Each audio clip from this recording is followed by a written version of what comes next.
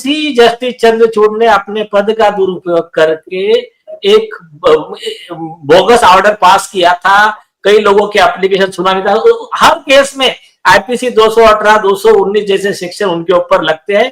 यहां तक कि मतलब किसी का डेथ हुआ तो प्रमोशन ऑफ मर्डर तक की चार्जेस उनके ऊपर लगते हैं, प्रिपरेशन ऑफ मर्डर वगैरह के। तो ये सारी चीजें मैं बता रहा हूँ। मैं अभी आप उस पर मत जाइए, उसके 21 चार्जेस है इनके खिलाफ। यहां तक कि मर्डर के कॉन्स्पिरेसी में भी ये व्यक्ति शामिल होने का हम प्रूफ दे सकते हैं। तो ये जो है ये एक सेपरेट पार्ट है। और ये जो है ना, ये जो crime with in the state and crime against the state कैसे हो जाएगा? एक क्राइम कर रहा है, चलिए वो तो अल्टीरियर मोटिव से अपनी कमाई के लिए या जो भी है वो कर रहे हैं, लेकिन ये एंटी नेशनल एक्टिविटीज से कैसे आप इसको कोरोबरेट करेंगे? सेक्शन 120B ऑफ आईपीसी है और सुप्रीम कोर्ट का ही जजमेंट है। उसमें उसको रिलाय करके एक जज के खिलाफ केस चल रहा था, रमन लाल का। साइटेशन बता देता हूं, कोई भी इस पे चेक कर ले। Raman Lal versus state 2001 criminal law journal, page number 800। उसमें यही विषय आया था। तो उसमें कोर्ट ने कहा जब एक बार कॉन्स्पिरेसी प्रूव हो जाती है तो जो मेन कॉन्स्पिरेटर है उसके कॉन्स्पिरेसी में जो जो बाद में ज्वाइन होते हैं वो सब मेन कॉन्स्पिरेटर के इतने ही सजा के हकदार है। तो उसमें सेक्शन 10 ऑफ एविडेंस एक्ट बोलता है, उसको एक्सप्लेन किया उसने। फॉर एग्जाम्पल, एक ने इंडिया के खिलाफ में एक युद्ध छेड़ा, नेशन अगेंस्ट वॉर, ये देश को बर्बाद करना है उनको। उन्होंने फिर प्लानिंग किया, ये मीडिया इन्फ्लुएंसर को साथ में लिया, ये मीडिया हाउसेस को लिया, यूट्यूबर्स को लिया और चंद्रचूड़ जैसे जजेस को लिया, रोहिंटन नरीमन जैसे जजेस को लिया। फिर एक नैरेटिव चलाना चालू कर दिया। नैरेटिव आपको मैं बताता हूं, क्या इंडिया तेरे टुकड़े हो गए इंशाअल्लाह इंशाअल्लाह जो नारे लगे थे जेएनयू में, उसके बाद में इंडियन आर्मी मुर्दाबाद, पाकिस्तान आर्मी जिंदाबाद के जो नारे लगे थे उसके सपोर्ट में आर्टिकल लिखा था फली नरीमन ने। यही रोहिंटन नरीमन की जो पिताजी है ना, उसने बोला था यह देशद्रोह नहीं हो सकता। वो बाद में वो ठीक है, वो उसके वो थर्ड क्लास विचार जो भी थे उसको नहीं माना हाईकोर्ट ने, पर आर्टिकल इनका क्या प्लान रहता है कि आरोपी के सपोर्ट में और इंडिया के खिलाफ में ऐसा नैरेटिव चलाने का, लोगों का माइंड डिस्टर्ब करने का, देश के प्रति दुर्भावना फैलाने की, आपस में इनको कास्ट बेस्ड का, रिलीजन का ऐसा डिस्प्यूट डाल देने का, इनको आपस में झगड़ा करवाने का, ये सारा एकदम सिस्टमैटिक तरीके से ये करते हैं। और ये या तो सीनियर काउंसिल की पोस्ट पे या तो जज की पोस्ट पे, तो ये जो पूरा नेक्सस इनका सिंडिकेट है, इसका पूरा डिटेल हमने अमित शाह जी को भेजा है। और इसमें एक आरोपी का जो एक टेररिस्ट का गुना है, इसमें मेन टेररिस्ट पकड़ा गया, उसको सपोर्ट करने वाले भी उसमें 120B में सेम सेक्शन में सजा के हकदार रहेंगे।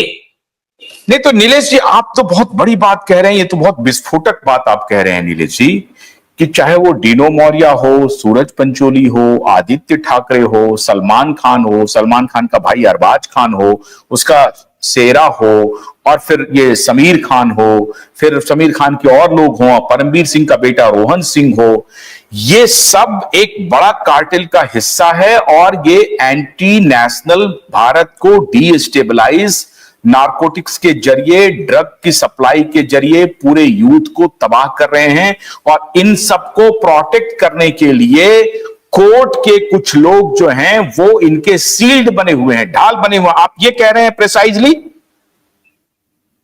अरे यार, मैं आपको बता क्या रहा हूं, सुनिए एक सिंपल चीज। आदित्य ठाकरे, डीनो मौर्य, गौर कीजिए, अभी मैं मेन मुद्दे पे आता हूं। आदित्य ठाकरे, डीनो मौर्य, रिया चक्रवर्ती, तीनों का ड्रग्स का कई मतलब ड्रग्स के बिजनेस में है, पेडलर है। ये सारा चीज part of narcotics control bureau के investigation, phone surveillance, WhatsApp chat recovery और अदर चीज ये ऑन रिकॉर्ड है। रिया चक्रवर्ती उस में अरेस्ट होके जेल में रही और उसको जो बेल दी गई, उस बेल पे भी सुप्रीम कोर्ट ने एक राइडर डाला है, ऑब्जेक्शन लिया है, बोला इसको प्रेसिडेंट बोल के यूज नहीं करने का, ये जजमेंट प्रॉपर नहीं है प्रेसिडेंट बोल के यूज करने के लिए। हो गया, तो ये पार्ट ऑफ रिकॉर्ड है। और यही आदित्य ठाकरे दिशा सालियान के गैंगरेप और मर्डर का आरोपी है, उनके मोबाइल टावर लोकेशन वहां थे। इसका पिटीशन हमने बॉम्बे हाई कोर्ट में लगाया, बॉम्बे हाई कोर्ट में लगाया तो वो पिटीशन को 1.5 साल तक सुनवाई नहीं होने दिया। यहाँ के जो चीफ जस्टिस थे, कौन, देवेंद्र उपाध्याय, और देवेंद्र उपाध्याय के खिलाफ सैंक्शन टू प्रोसिक्यूट फाइल हुआ राष्ट्रपति के पास। आप ये देवेंद्र उपाध्याय अगर कुछ गलत कर रहे हैं तो सो मोटो कॉग्निजेंस लेने के लिए जस्टिस चंद्रचूड़ नहीं बैठे वहां पर। मणिपुर में हुआ तो आपने कॉग्निजेंस लिया। आपको कहीं भी बीजेपी के स्टेट में कुछ आपको लगता है कि यहां गलत हो रहा है तो सुप्रीम कोर्ट सो मोटो कॉग्निजेंस लेता है। हाई कोर्ट में बदलापुर का केस हुआ, बीजेपी की गवर्नमेंट थी, तो जस्टिस रेवती मोहते ने सो मोटो कॉग्निजेंस लिया। लेकिन जब भी नॉन बीजेपी के लोग, ये लेफ्ट इकोसिस्टम के कोटरी वाले लोग, इनके कोई ऑफेंस होते हैं, चाहे दिशा सालियान का गैंगरेप हो, मर्डर हो, ड्रग्स कार्टेल हो, उस समय सो मोटो कॉग्निजेंस तो बहुत दूर की बात है। पिटीशन लगाने के बाद में भी सुनवाई नहीं होती है। तो ये एक बहुत बड़े कार्टेल का नेटवर्क का हिस्सा, ये सिंडिकेट है। और जब तक इसमें इनकी अरेस्ट नहीं होंगी, ये जो चंद्रचूड़ जैसे लोगों का lie detector test, narco test, brain mapping test जब तक नहीं होगा, जब तक इनको एक्सपोज नहीं करेंगे ना, तब तक ये टूटने वाला नहीं है। इनको अभी क्या लग रहा है पता है क्या? इनको लग रहा है हम पब्लिक को बेवकूफ बना सकते, और अभी तक बनाते आए।